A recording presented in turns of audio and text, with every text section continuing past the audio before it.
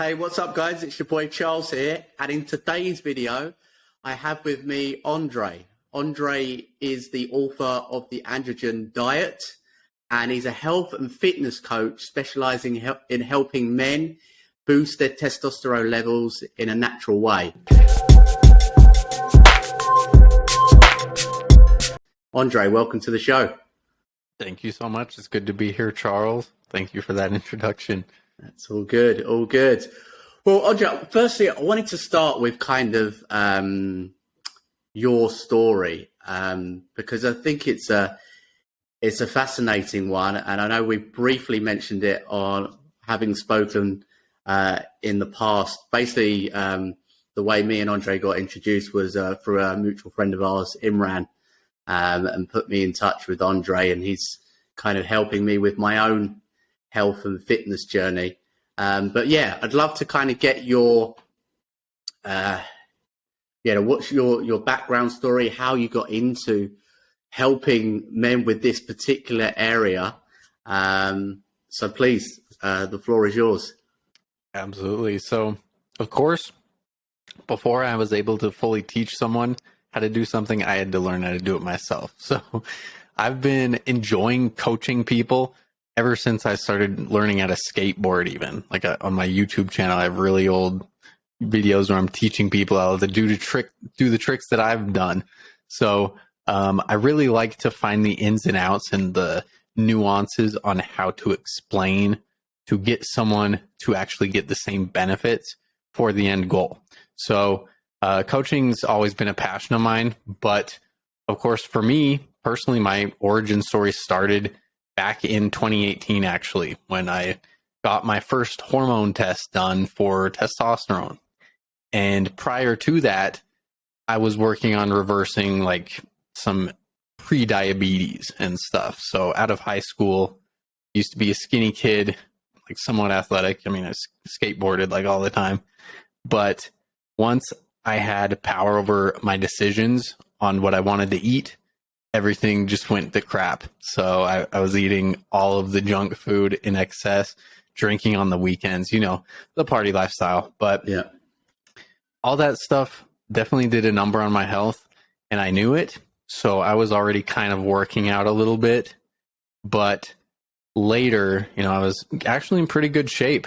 I got my testosterone levels measured in 2018, July, and found that I had like the average 85-year-old level testosterone. Wow.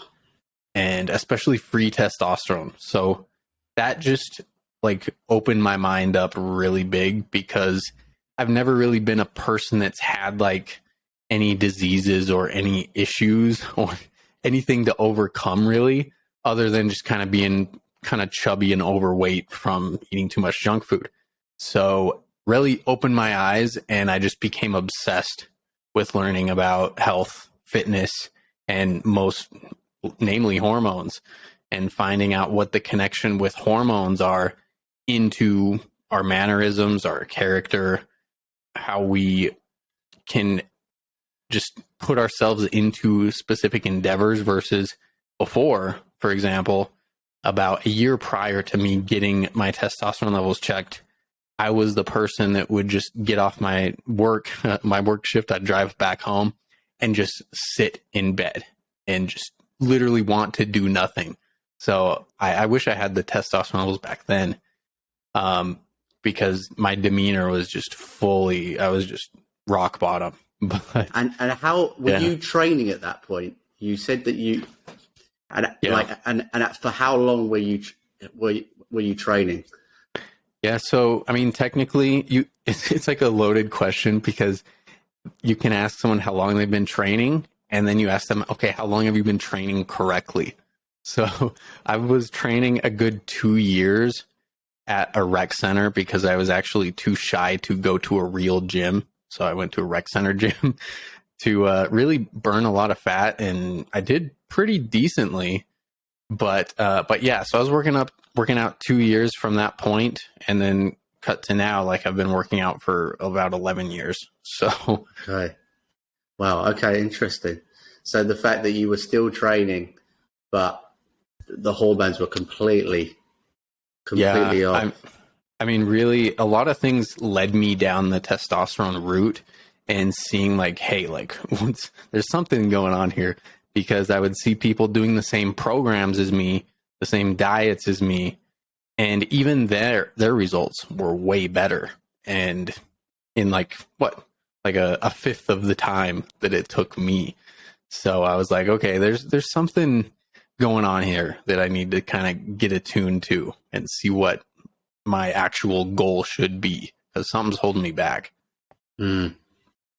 Interesting. So I was doing just a little bit of research before, I wanted to speak to you, and all the studies from what I'm seeing are showing that there's been a steady decline in testosterone levels amongst men in the last couple of decades. Why do you think that is? What's going on? Yeah, it's really tough to nail down, because it could be so many things. There's so many confounding variables, but truly, I think diet has something to say about it, because it could be diet, and we include things like water, of course, and even fluoridated tap water. In the US, I know is an issue. I don't know about overseas, but food additives, like also in the UK, you guys are much better and well off when it comes to food additives and things that are not approved in other countries for good reason versus here. So I think the US is much worse off, and don't quote me on this. I don't know if the US is actually experiencing larger declines generationally in testosterone, but that's what my mind goes to, is these things, but also the freedom of choice and people choosing not to do anything. So it's also mindset, victim mindset. All of these things I think are interwoven, and that's why testosterone is so interesting to me. Yeah, no, I think you're right. And to be honest with you, I don't think the UK and some of Europe is much different to the US. I think in terms of the mindset, I think food-wise, there is certainly some improvement there. It seems like there's something in the water over in the US that seems to be making people, there's a lot more significant health issues from what I'm kind of reading about and seeing. However, I think, the UK and Europe is not much better off, to be honest with you. I would agree with that. But there's just so many different things, and truly, modern life, we have no comprehension of the ramifications of it. Like everything from even Wi-Fi, all these Wi-Fi signals. I don't want to go down that road too much because I don't even believe in it. Some people are like, "Hey, don't use Bluetooth headphones." Meanwhile, me all day wearing my AirPods. So I'm not one of those guys. But there's so many things in modern life that we just can't even fathom, because it's just so many different things at once. So it's definitely a combination of a lot of things. So apart from diet, what other things you think are kind of the biggest triggers to this kind of decline in men's testosterone levels? Well, I mean, diet's a big one for sure, but I think the amount of time that people spend at their desk, myself included, that's a big thing. And not getting any type of exercise, not even walking like 15 minutes, doing the things that you do as a teenager that has peak testosterone levels. Even kids don't do that. Like it seems like people just don't even have physical education anymore, or think about it, or, I mean, I hate to say that the kind of body positivity movement has gone too far in some ways, but I think when you're not discussing health in any regard, and that has no seat at the table, I think it's having destructive ramifications, and people just won't value it. So I think that's kind of what's happened overall, and kind of played in with me. I would start playing video games so long when I was at that point. You literally don't go outside. You don't get sunlight. You don't go for a walk. You don't even maybe have a pet to take on a walk, or maybe that's all you do. Who knows? I really think activity also comes into play in a big way when it comes to testosterone and why it's declining. The sunlight, and we know all the ramifications that were horrible when it came to being locked in our homes for, COVID, the cabin fever. Definitely not good. No, I think you're right. And you touched on that kind of body positivity movement. I think that's one of the biggest problems is it's culturally, I think we're just, we're not saying, look, this isn't right. Like we're promoting the wrong things, and it's only going to do us more harm when we're trying to be, as kind of putting people in cotton wool. We're not. The reality is, if you're sitting down all day and you're over consuming the amount of calories you eat, and you're significantly overweight, you're going to have health issues, regardless of the way that people perceive you or whatnot, or how you should be judged. The reality is you're gonna be unwell, and I think, I see that as a kind of, it's dangerous where we're going with this, and it shouldn't be something that we should be promoting.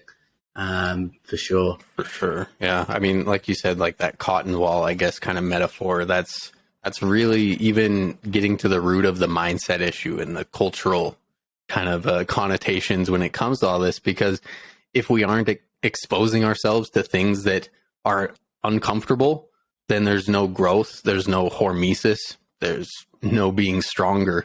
And that's kind of what masculinity needs to come to, because that's how it kind of manifests, is going through hard things, going through all these challenges and doing the grunt work, having that grit. And people just don't have it in their head anymore to do anything of that sort. It's the path of least resistance. That's how everyone's operating these days. Yeah, it's very true. I think people want instant gratification, don't they? It's I think that's one of the biggest thing is, people aren't willing to put in the work and do it on a consistent basis. Okay, well, so in terms of then, let's delve into some things guys can be doing. Because we can talk about, we can probably speak all day on how society is impacting us, masculinity. There's a huge rabbit hole here, but what I really want to do is give some men some practical advice on what they can be doing to first figure out, knowing what your testosterone levels are in the first place, and two, what they can actively be doing to try and support those hormones. Yeah, for sure. So first, number one is definitely get blood tests done. That's highly recommended. And you have to get some targeted blood tests done, because there's the standard, which some doctors, it's a fight to even get them to test it and then tell you the actual number. They'll just say, oh, you're in a normal range. And it is not as simple as that, unfortunately, especially in my case, because my free testosterone, which is the testosterone particles that are unbound and unregulated by the body, so they could be expressed, that was super low for me starting out. So it's even beyond total testosterone. It's the free testosterone, things like estradiol and estrogen. All of these things are crucial. And I'd say those are the top three baseline bare bones tests to start out with. And it shouldn't be too expensive. So those, start out with those, but things you can do right away to ensure that you have proper testosterone levels is, number one, get quality, consistent sleep. So make sure your sleep environment is just set up in a way so you're able to fall asleep quickly, stay asleep all throughout the night, ideally. And, there's some things you can work on if you wake up in the middle of the night. I talk about it on my Instagram and Facebook and such, but sleep quality is definitely number one. Two is diet related when it comes down to even your own personal body composition. So what I see in a lot of people and a lot of clients, if they have a lot of adipose tissue or a lot of body fat, then their estrogen levels are probably going to be pretty high. And what that kind of happens is, what happens from that point is testosterone levels will be downregulated because estrogen has a negative feedback loop with testosterone. So when fat tissue being very estrogenic is also expressing itself through, your whole circulatory system, it's going to shut off your testosterone a little bit. It's not going to fully, just sever the tie, but it's going to downregulate that over time. So getting rid of that excess body fat's huge for a lot of people. That's a very common next step. And third, of course, I would just go back to diet and talk about eating real food, because not only is that going to help you with fat loss, it's going to help you with muscle gain, getting proper protein from really quality meat, but also normalizing things like your triglycerides, your hemoglobin A1C, reducing any of those insulin insensitivities and resistances. That will be huge just overall. And truly, that's kind of it. Eating close to nature, that's how I would ultimately say the androgen diet works. It's eating close to nature, but also throwing in these specific herbs, supplements, and vitamins, minerals to make sure that you can produce testosterone with those foundations being set and given for you. Things like vitamin D, vitamin E, vitamin A, all those are very important, but also magnesium, copper, and truly doing it through good quality foods and actually supplementing with things like beef liver, which is funny because the Liver King has like blown up in popularity. Yeah. But yeah, it's absolutely one of the best superfoods you could eat is beef liver, like especially grass-fed beef liver. So I take capsules of it. I used to eat it more frequently, but it definitely is an acquired taste I don't have yet. No, I'm exactly the same. You've got me on the capsules as well, because I just can't stomach it. It's it's not something that I would look forward to eating, sitting down and tucking into some beef liver. But I know there's some really good benefits to that. In terms of then, you said eating close to kind of nature intended. What specifically is that? Is that kind of more meat-based diet with some fruit and vegetables mixed in? Take me through a little bit on how what's a kind of what would you recommend for most people? Yeah, so it's kind of a sliding scale, I would say, because of course we always strive to be better and be the best and grow in knowledge and stuff. And you may grow in your means in finding good stores that have more local meat per se, but you start out the worst, like dinosaur chicken nuggets, if you know what those are. That's some of the worst stuff. So it goes from dinosaur chicken nuggets to, who knows, maybe just frozen chicken breast, the bodybuilder's delight, all the way to organic chicken or something like a rotisserie chicken, all the way to like an organic pasture-raised chicken. That's certainly top of the line. And even better, of course, is beef. And I say that because the micronutrient profile in beef just way better than chicken, for sure. And that's kind of another nuance of the androgen diet that I explain, is eating things that have good nutrients in them. So not just proteins, fats, and carbs. But beyond that, to address your question a little bit more directly, yes, it's essentially shopping kind of in the outside of your supermarket. So anything that has a barcode, probably not going to be androgen approved, as I say. So you go to your meat section, even your dairy. Dairy is generally okay for some people, I don't base my diet off of it. Some people do consume too much dairy, and it leads to things like prolactin dysfunction and estrogen dysfunction. There's also quality when it comes to dairy, like grass-fed dairy versus conventional, but I won't get into that quite yet. But produce, yes, like your fruits, your vegetables, in the way that nature packaged them for you. So eating whole blueberries or whole strawberries, raspberries, blackberries, all these are kind of my favorites.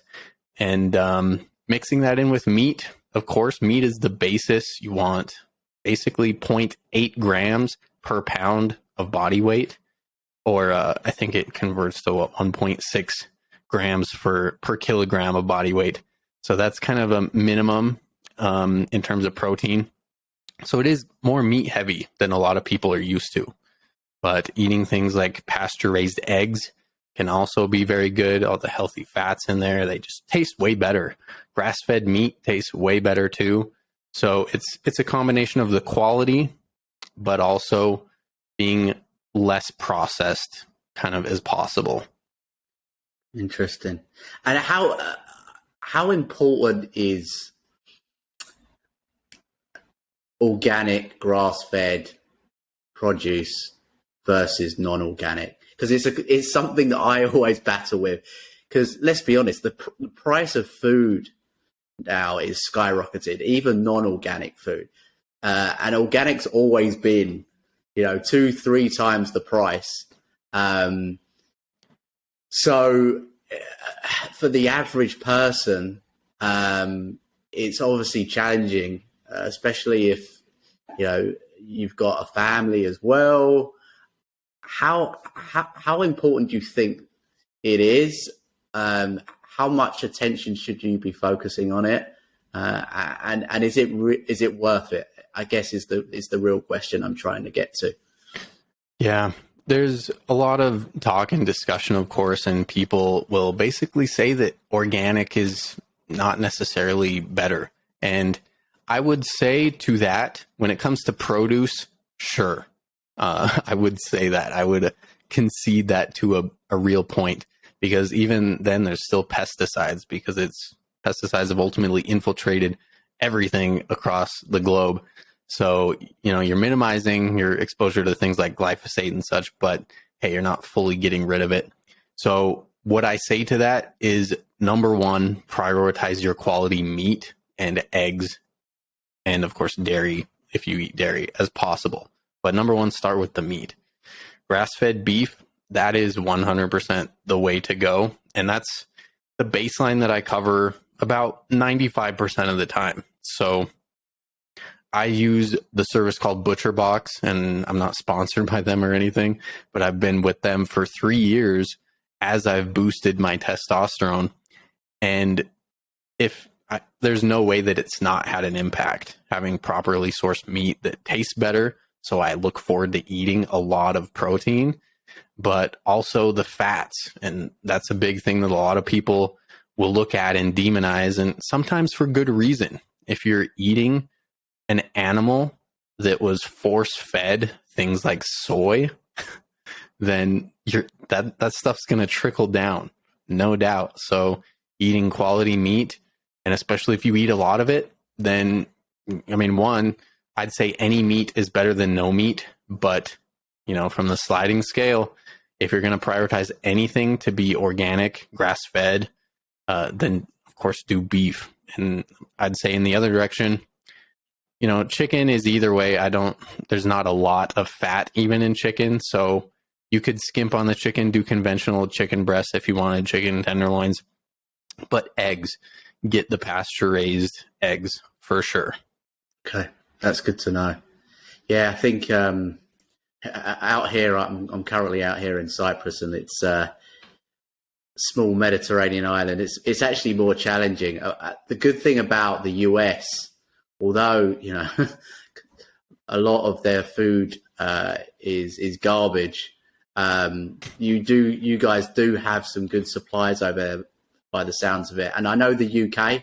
When I was living in the UK, I found a good supplier that delivered as well. So I know in a lot of those kind of the main Western countries, I'm sure in Canada and Australia, there's some good suppliers as well for the rest of my audience that are listening. Interesting. Okay, that's good to know. It's good to know. It's something that I need to start incorporating back into my diet for sure. Yeah, I mean, sustainable in terms of environment as well, because it's local, ideally. Like here in the US, we do have farms here, especially luckily in Utah, where I'm at. There's some local farms, so I'm kind of spoiled in that regard. But yeah, it's way better for the environment, and absolutely, it's better for everyone involved when it's kind of more localized and not just a big, huge corporate conglomerate that takes care of all the meat. Yeah, you kind of I've seen videos of some of those farms, and it's pretty disgusting, to be honest with you. So for sure, I think if you can find, I mean, I've even considered contacting kind of local farms directly, organic farms directly, to see if they can supply. So I think there's ways around it. You got to do a little bit more research than just turning up to your local supermarket to buy your food. Oh, for sure. Yeah. And it's kind of a hit or miss too, because I know there's farmers markets, but you really have to know if they're legit, because some people will literally just buy, like, for example, blackberries or strawberries from a market that had sorted out the ones that kind of look off, or the ones that didn't sell on the shelves. So a farmer's market will take those, put them in their own container, and sell them at a farmer's market. Wow. Straight buying it from wholesale. So that does happen, unfortunately. It's crazy. You got to be, I think the problem is we just don't know. The food industry as a whole is so secretive that half the stuff, we don't know what's in our food. That's the biggest problem, I think. Yeah. I mean, that's the first battle, is battling for the actual ingredients and kind of sourcing details and if it's GMO or not. Because I know that was up on the ballot, I think 8 years ago, I feel like. And now it seems like it's a normal thing, which it should be, of course. We should know. But I think people need to be informed. And then the ones that are informed make the choices accordingly. And we've kind of seen a big pushback over the past decade or so for people that do want to know these things and do take care of themselves. So at least that's good. Yeah, for sure. Any particular, what are the real harmful ingredients that you say to men, look, you need to avoid these at all costs? Yeah. So number one, and it'll disappoint a lot of vegans and just normal people in general, but soy. There's so many people that have allergies to soy regardless.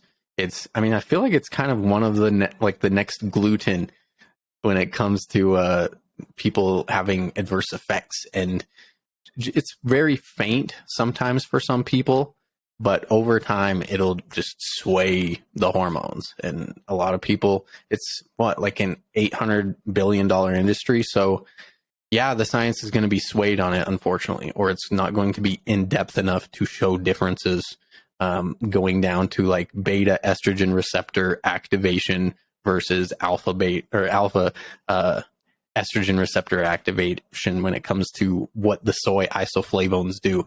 But one experience in myself that I did an experiment, and I ate sushi 2 to 3 times a week leading up to a blood test. So this was a 3-month lead up that I did, and I had 990 total testosterone. So that was good, but my estrogen was elevated above the range, which is not necessarily bad because testosterone is still dominant in the grand scheme of things. But after that, I stopped eating sushi, and I actually ate the sushi with the soy sauce, I should mention. I put a lot of soy sauce on that stuff. So after that, the next year, of course, I didn't eat sushi leading up to my test, same time of year, same everything. And my estrogen was straight in the middle of the range. So I lost about, I think, 35 points to put it into the normal range. And that's truly the only thing I changed between then and the next year. So, soy would be one thing I would highly suggest people avoid. And that kind of also comes with the territory of conventional meats, like I just mentioned. Getting the conventional steaks, maybe don't do it as much. And, if it's chicken, hey, there's not a lot of fat in that, so not a lot is necessarily going to transfer through the fat tissue you're eating. But soy is definitely up there. One I see a lot in dairy is carrageenan. It's also in those Premier protein drinks, which a lot of people have in those like little cartons. That's been shown to increase just inflammation, and they actually use it in rat studies, for example, to make the rats have a high inflammatory response for whatever reason in the study.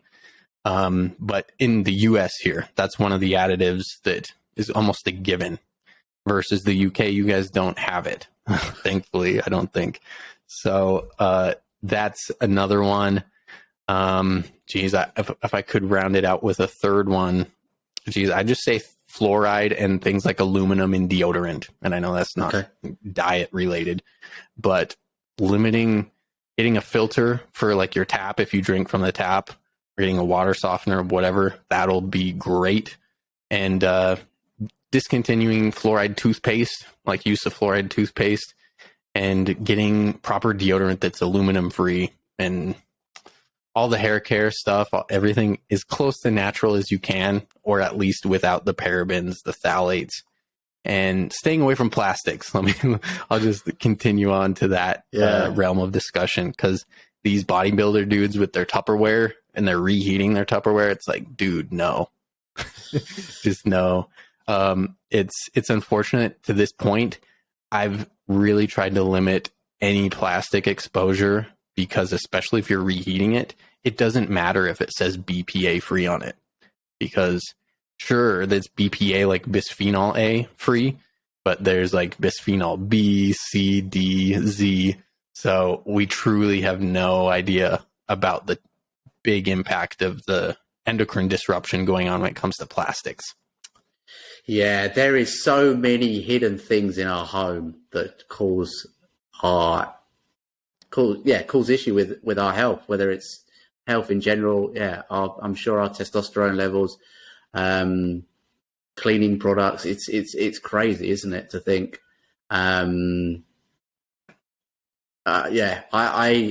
certainly started to do a kind of, I had some ongoing health issues over the years, and I started to kind of take toothpaste, making sure there's no fluoride in your toothpaste, cleaning products, using things like baking soda and vinegar to clean things, rather than really high toxic sprays that are promoted in supermarkets and in a lot of homes. So those are some really good stuff. I think the biggest thing that I found when I was doing it is it can feel a little bit overwhelming. So it's like, it's kind of starting with one thing at a time, isn't it? Like maybe get the diet sorted first, and then start to move on to, well, what's in my house? What am I putting on my body and stuff like that? Yeah. And I mean, I would say that's why I think starting with a blood test is important, because that gave me a why to be obsessed with this shit, because if you have that motivation to be like, wow, this is how bad it is, I need to reverse this as quick as possible, then you're willing to take on more of a load and change more things. But the layperson, they may not know how bad it is. So, they'll just truck along a little bit, one step at a time, which is still good if you're doing any progress. But you really got to be consistent. You got to be on it. You got to make it a life change. So even as I'm moving in the next couple of weeks, of course, I'm taking all of my glass, like nice Pyrex Tupperware and all of this stuff. So it's going to be, it's a life change, but it's definitely worth the investment, because there's so many people that even buy the little bodybuilder Tupperware things that are plastic, and they don't last. They warp and stuff. Yeah. But yeah, the glass, you'll have that for the rest of your life. So you can be a gym bro carrying around your glass Tupperware. Good investment. Good investment. In terms of testing, then you've mentioned testing a few times. What are the kind of key markers that we need to be looking at? And you mentioned also about the fact that, a doctor will say that you're in range in terms of your certain testosterone markers.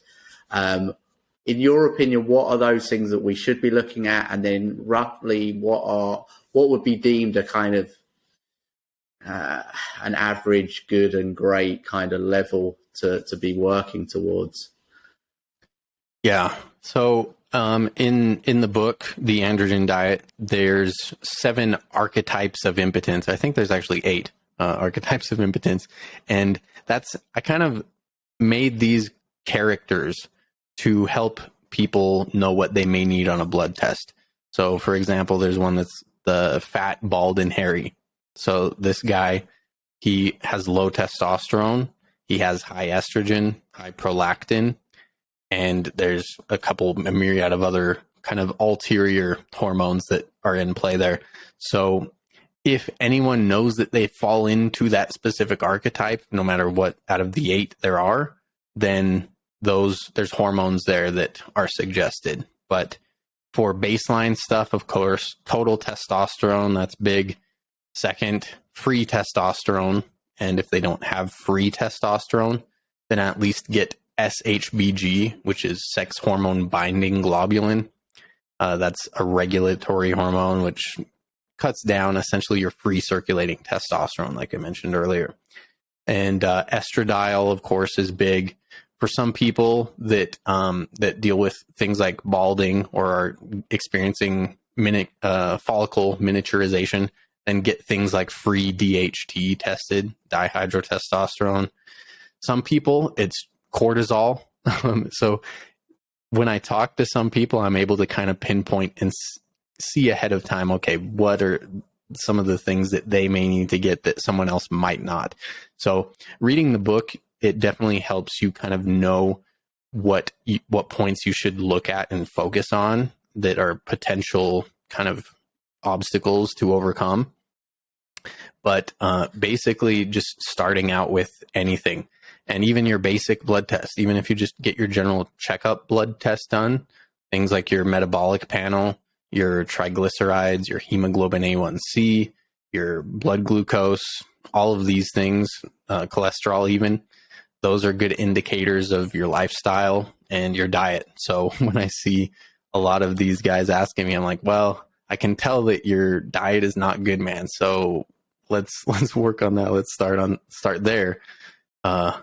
And a lot of the hormone kind of dysfunction can be alleviated once body composition normalizes and diet cleans up, truly. Yeah, I finally got my blood test done on Friday. Oh, nice. So I'm waiting to get those, and I'm going to be going through these with Andre to see what we can find and work from there. So I think, like you said, it's important to get these tests done, to see where you're at, and then obviously work from there, whether it's working with the coach like Andre or someone else, to basically, work towards optimizing those the best they can. Because I think probably, I don't know what you're seeing from working with your clients, but I would imagine that there's a lot of men that think they're okay, but reality is they need to start looking at this stuff. Yeah, it's definitely like I've just seen kind of the standard American more and more lately, where it is dealing with the body composition stuff first, and it's like that's number one. So that's what it's been like for a lot of my clients recently. But yeah, there's a lot of things that you can integrate. Kind of, I mean, I wouldn't say hacks, but sometimes they are like powerful herbs. And I mentioned those things in my book, and those are also integral into my journey. But also even minerals like boron, for people that may have high SHBG that binds up all their testosterone. That can help, all the way to things like stinging nettle, even people needing magnesium if their sleep quality's off and they don't stay asleep fully. There's a bunch of different minerals, vitamins, herbs, and a bunch that we have at our disposal. A lot of people and the doctors just don't look at it, or they don't think it's efficacious enough, or I think they just truly don't know that much about it. And a lot of doctors are reluctant to even, like I mentioned earlier, tell them their actual number of their total testosterone, for example. They'll just say, oh, it's in range, you're good. And hey, you're probably down at like a 400, whereas I'd suggest most people be at like 750 total. Okay. And I think it's not impossible feat for 99.9% of people. So unless you have a prolactinal, like a tumor, a prolactinoma tumor, and then also things that are essentially inhibiting the signaling to produce testosterone, there's no reason why you can't kind of take on what led you to where you're at. Because if you had a normal puberty when you were, an 18-year-old or something, then there's no reason why you can't at least get back on that path. So your, age decline is normal. Because even then, as I talked in one of my videos recently, there's like 80-year-olds that still have testosterones that are like 700 plus. Wow. So teenager, like I just spoke with one before we got on this call, he's at 350 and he's 34. Yeah. So, we need to double that at least. And it's definitely doable. You just got to make sure you're doing the right things. Yeah, no, for sure. I think, like you said, we're told by society that like the older you get, the more you deteriorate. And reality is you can actually reverse a lot of that.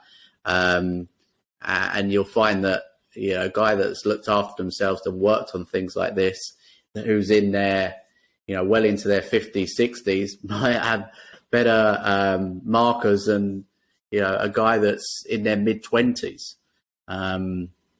So, yeah, it just shows how important health is and working on these things moving forward.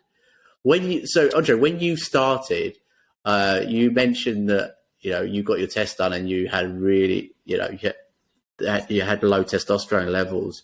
Do you remember what those were and where you are now, roughly, in terms of, just to give the audience an idea of what can be achieved here? Yeah, totally. So my total testosterone, which is the number most people go by, was 536, but my sex hormone binding globulin was super high. So because of that, my free testosterone was even lower than an 85-year-old's. Honestly, it was like my total was in that range of the average. But my free was worse than that even. So from there all the way to actually recently now, I got up to 1,007 total. So 536 to 1,007. And my sex hormone binding globulin has also finally normalized in some fashion. I got a free testosterone measurement, and I didn't actually get the sex hormone binding globulin number, but with that panel, they just measure it so you can deduce if it's high, then your sex hormone binding globulin is normal. So that happened, and finally I'm at the level where I've exceeded the range in the total and the free. So that's pretty monumentous. But yeah, I really buckled down for 6 months when it came to diet. Of course, I'm still exercising quite the same, honestly, but throwing in herbs, throwing in minerals, making sure my environment when it came to sleep was proper. And even then, I went from 536 to 877 within a matter of 6 months. Wow. And my SHBG took a while to come down, like years of consistency. But it's definitely one of those more difficult obstacles a lot of guys thankfully don't have to deal with. A lot of guys are just in that kind of average Joe type range. And for them, it's like, hey, dude, this should be pretty easy. I suggest these supplements, these vitamins, minerals, get quality sleep, and clean up your diet. And lo and behold, people can absolutely change their outcome.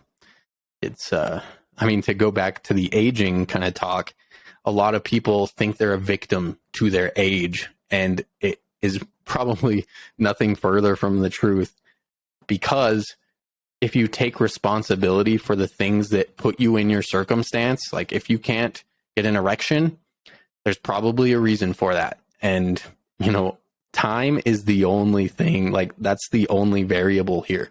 So you doing this specific thing, whether it's good or bad, you will find the ramifications of that throughout time. And most people, we kind of lean towards bad habits over time. We kind of let up our guard and let go of ourselves.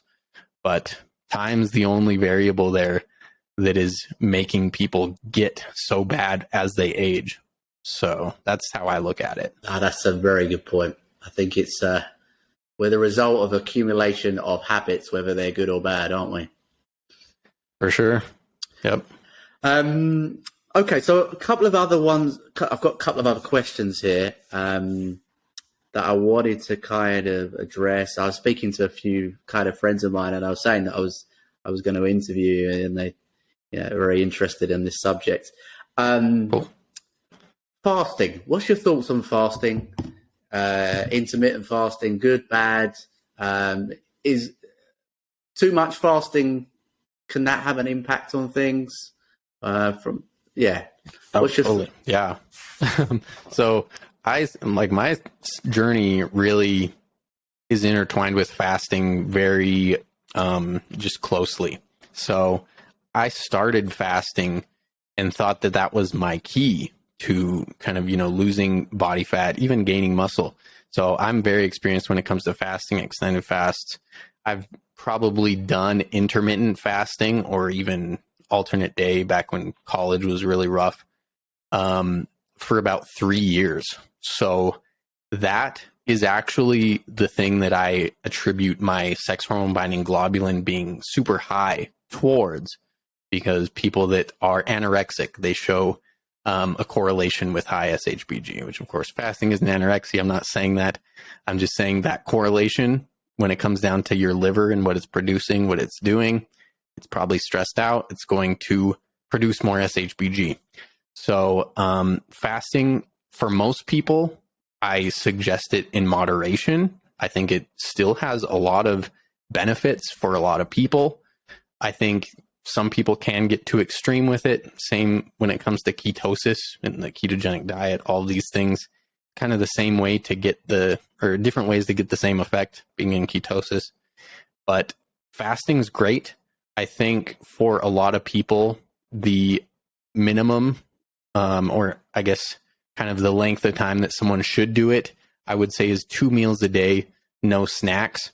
And that's what I recommend in the Androgen Diet, actually. So a lot of people, of course, their first issue is body composition, too much body fat.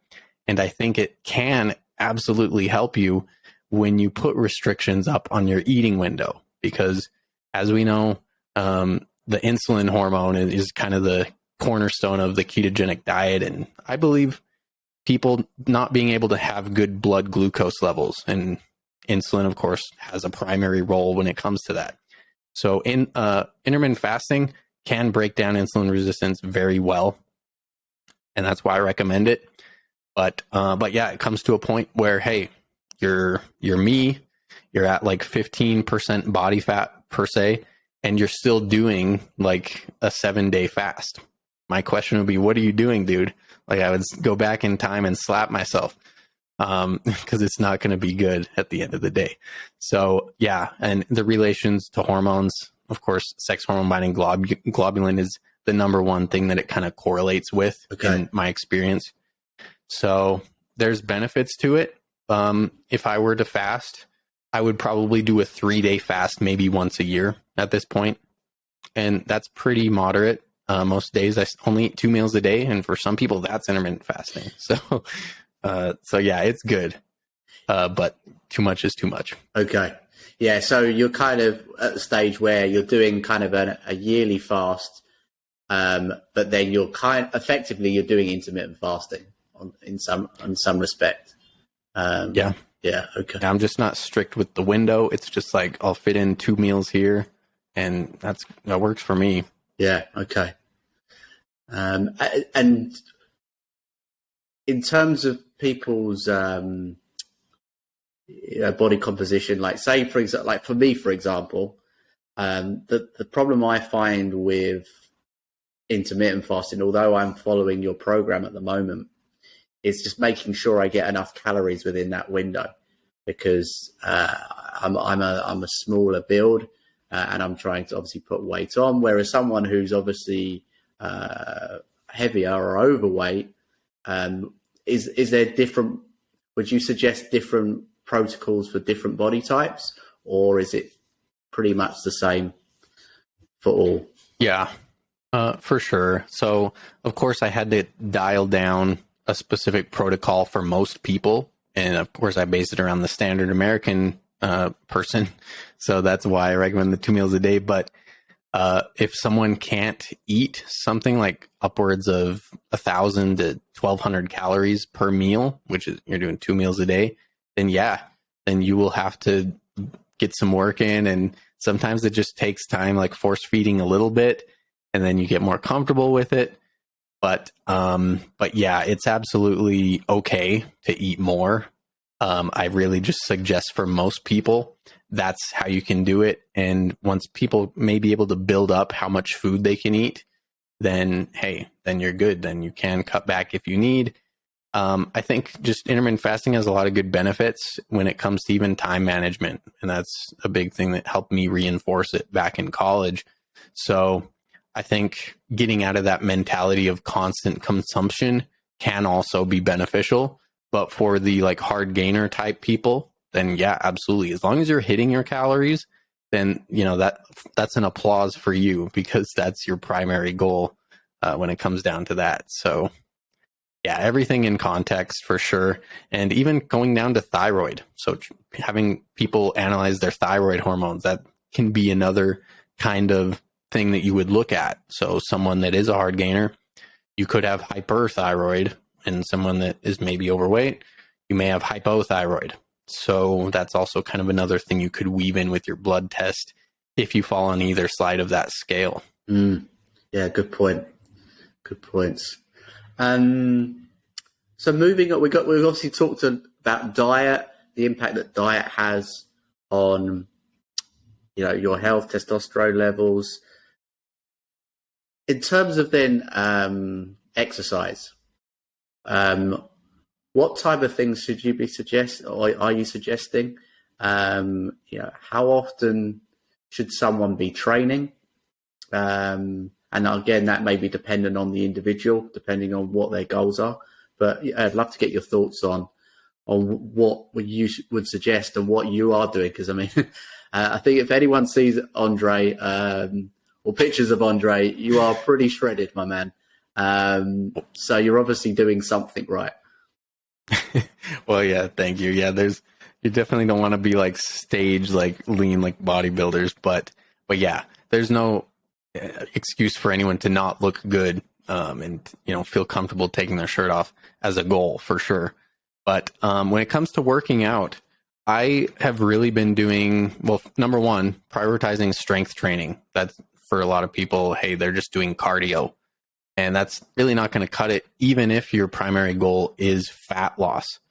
And adding more metabolic tissue, i.e. muscle mass, to your frame, you will look better. You will look much more just firm in a real sense as you approach the world.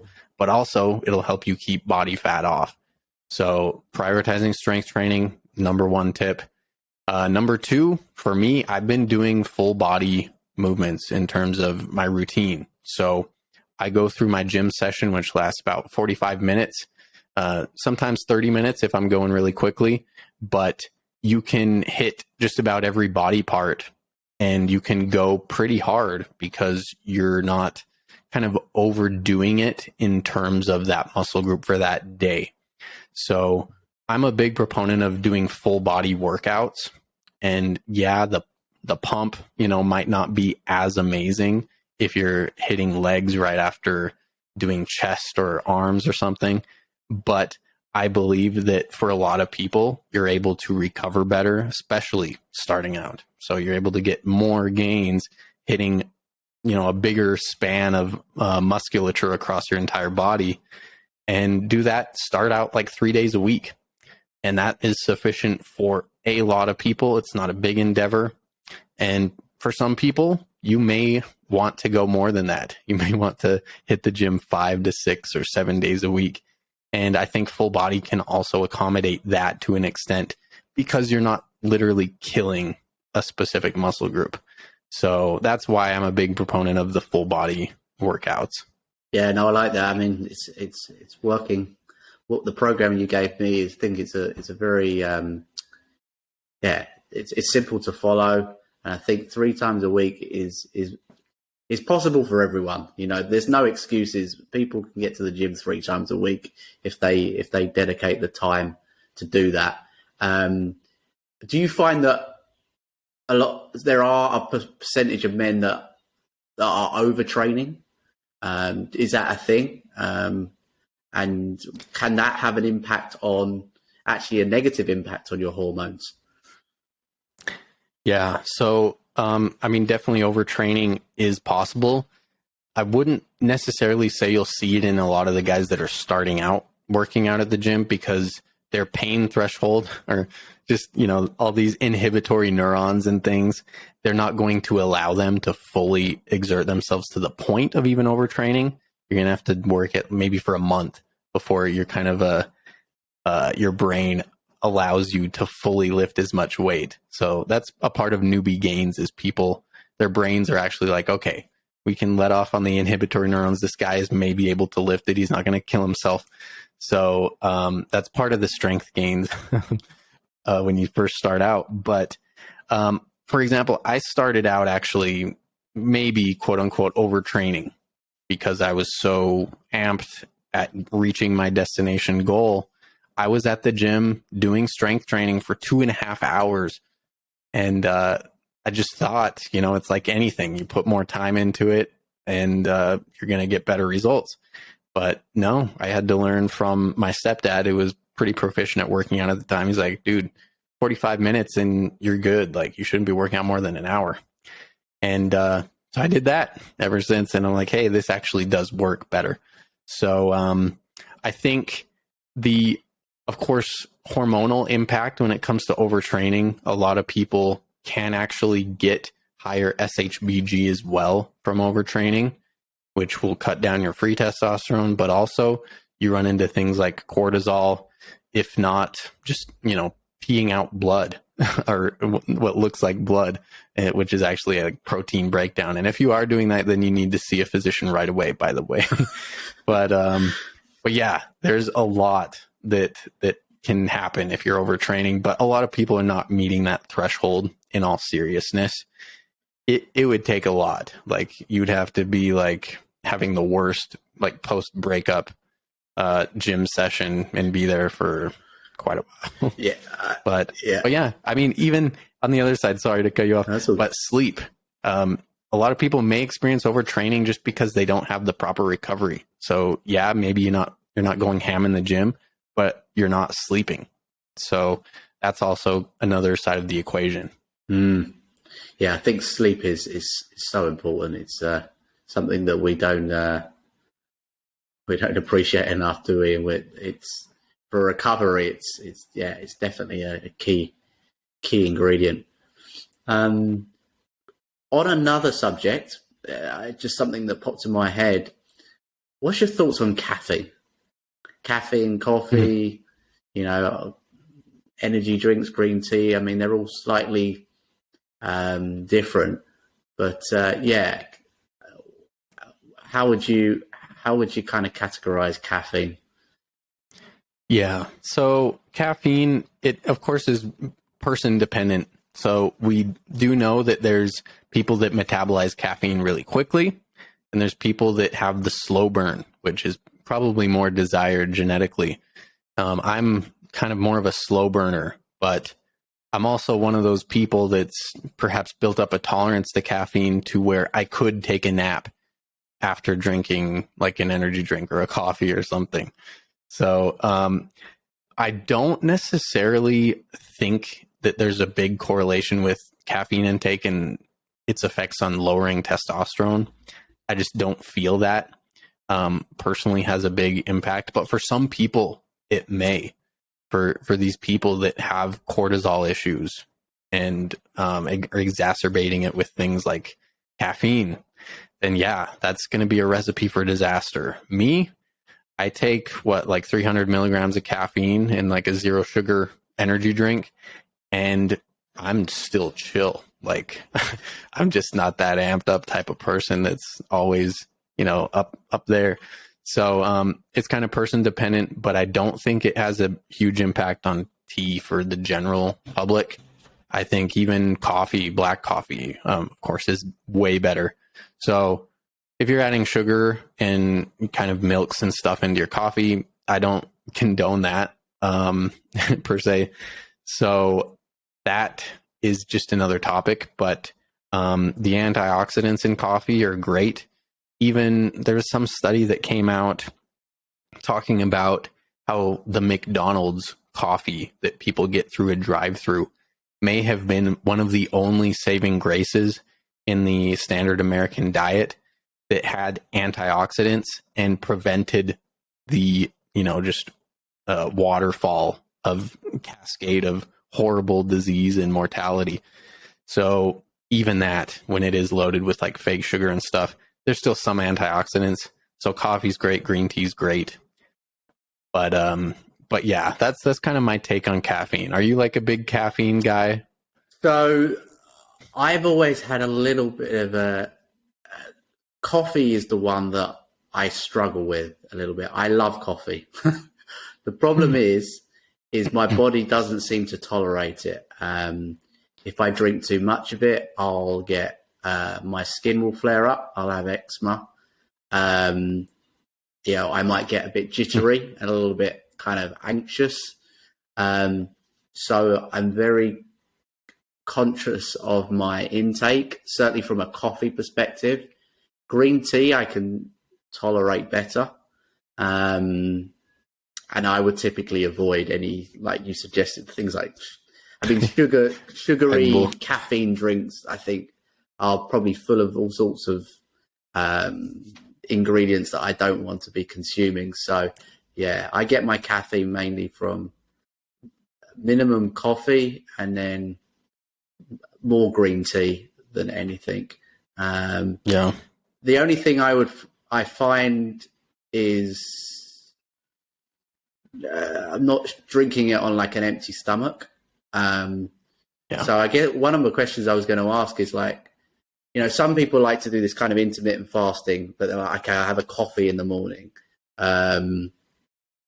Is that, does that impact from your experience or your understanding? Does that impact kind of the fasting window, or would you say that that's okay to, drink kind of a coffee to kind of get you through until you're able to eat? Yeah, it's a good question because caffeine does blunt your kind of hunger hormones as well. So it definitely helps from a fast and just an adherence perspective.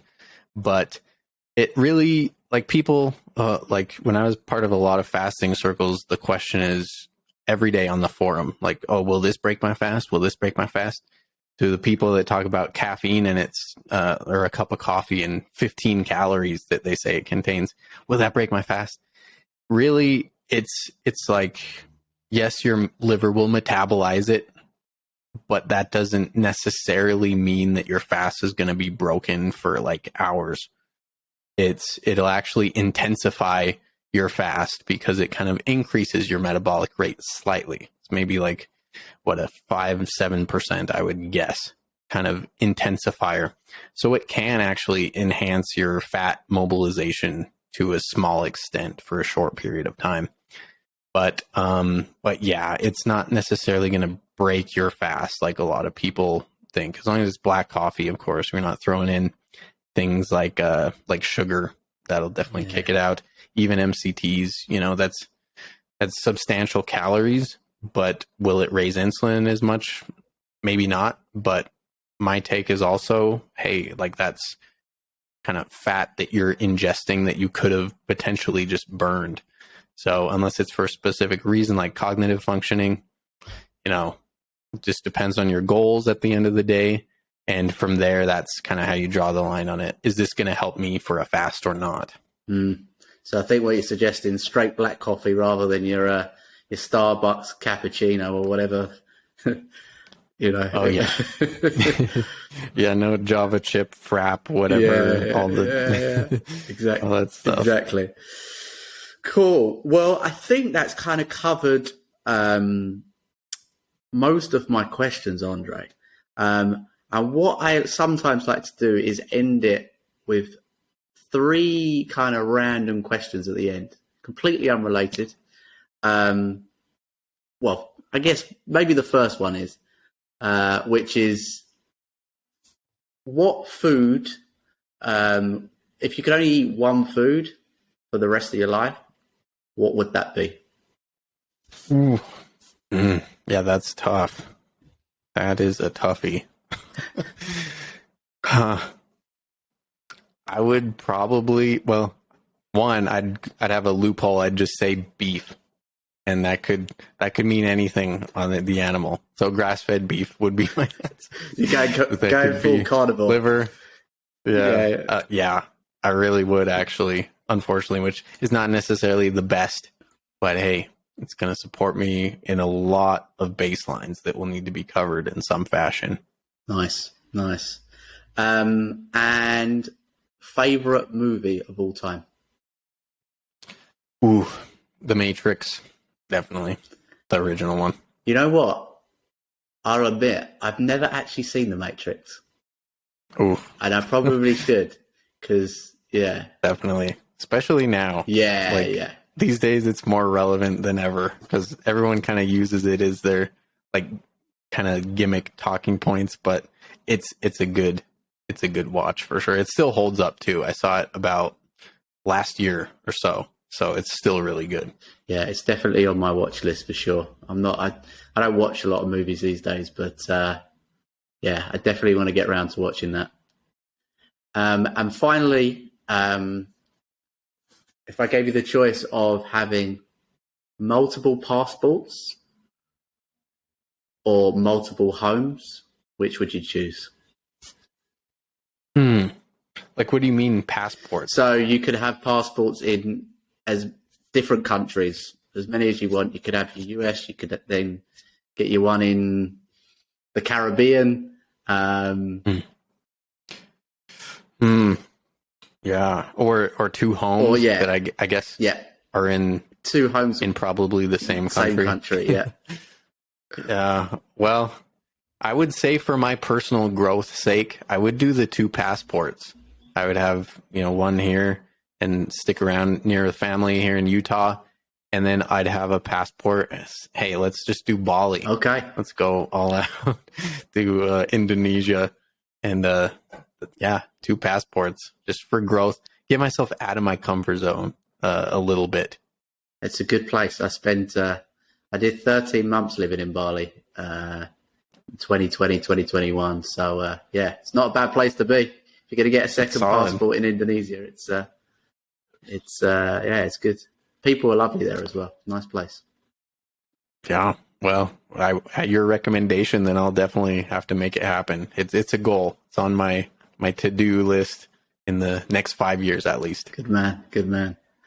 Cool. Well, Andre, appreciate you coming on the channel. Where can people find you firstly? Obviously, feel free to kind of plug your book there, because I know you've mentioned it during this interview, and I actually started reading it recently. It's really good. Where can people actually find that book? Yeah, the book, you will find it on androgendiet.com. It's spelled just as you see it, ANDROGEN diet.com. And you'll be able to pick up the ebook ASAP. There's also audiobook version of it. And truly, it's at a great price. And there's also 7 bonus books that I throw in for other interesting topics that may actually help you right away, kind of as quick start guides. Things like nailing down your sleep quality, all the way to hair quality, all the way down to you name it, Nice. like just stress. And Alpha Brain is one that's definitely more cognitive focused. So I recommend some good stuff in there. But yeah, androgendiet.com. That's where you can find me. I'm on Instagram. Just Google my name, Facebook, all of that jazz. And You've got a quality YouTube channel as well that I've seen. That by say under the same name, Andre. Yeah. Just search me up, André Bettinson, on anything, and I'll be there. Good stuff. It's a unique name. So yeah. What's that surname? Is that a particular certain country background? Yeah, it's British. Oh, it's a British. Yep. Okay, Never come across that surname before. Interesting. Yeah, it's pretty rare, so it helps in the search engine optimization. Yeah. So yeah, well, I know that too well. It's good. Good stuff. All right. Well, yeah, great to have you on. And until next time, guys. Peace out. See you later. Thank you.